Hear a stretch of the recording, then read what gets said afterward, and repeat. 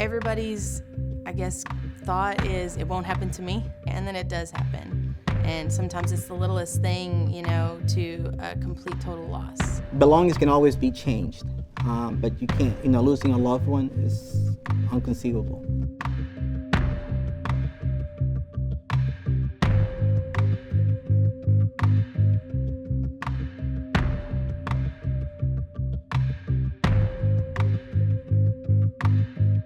Can everybody see me okay? Yes, sir. Yeah, phenomenal. I'm Chief Schroeder, and if there's a silver lining in our quarantine, this is it. We can really get families together to talk about evacuation plans in the home and fire safety, especially now that we're all together.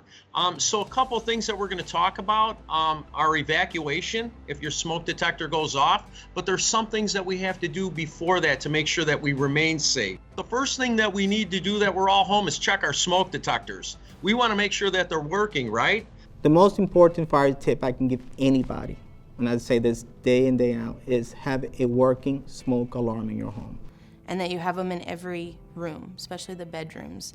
Just a hallway, doesn't cover your bedrooms. And you want to make sure everyone's protected, your kids, your family. The smoke detector will alert you to let you know what's going on. Is there a problem fire-wise or CO-wise in your home? That's the importance of having a first alert, a smoke detector, and a first alert CO detector.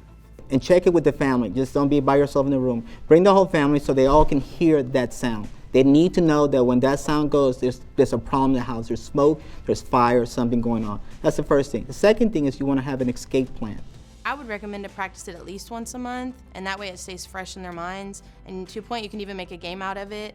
Get them, okay, well, maybe there's a fire in the room in the end of the hallway. Well, let's all crawl out to the front door and let's go out and meet at our safe place. You can time yourself. Some families like to time themselves and just make a game out of it, so it's kind of entertaining and not boring for the kids. It's your responsibility to get everybody out. Your responsibility is not to fight the fire. Your responsibility is to get everybody out as a parent. A good way to practice this, first of all, is to sketch out a layout of where our area is, our home. Did anybody do any sketches?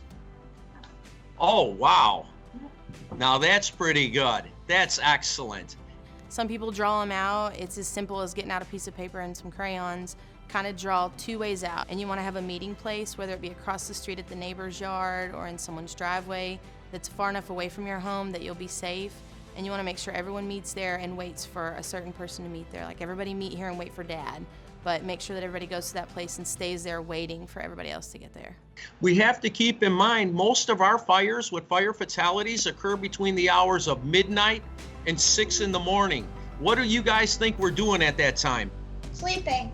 Absolutely right. We're sleeping. So we're not going to see the emergency happen, are we? Many emergencies happen in the middle of the night when we're asleep, so we're very disoriented. So if you have a plan and you practice it, you know what to do. Your kids know what to do, and you as parents are protecting your kids will know what to do. So fire grows so rapidly now that people don't have time to respond without practice. House fires burn much faster today because in the 1970s and 80s, there were less flammables and chemicals used in any types of furniture or any places around the house. Now they're a lot faster, more volatile. An escape plan for a young family is new, and you have to practice what you preach. And letting the children understand the process, making sure we practice that process periodically, whether we're 4 years old or we're 34 years old.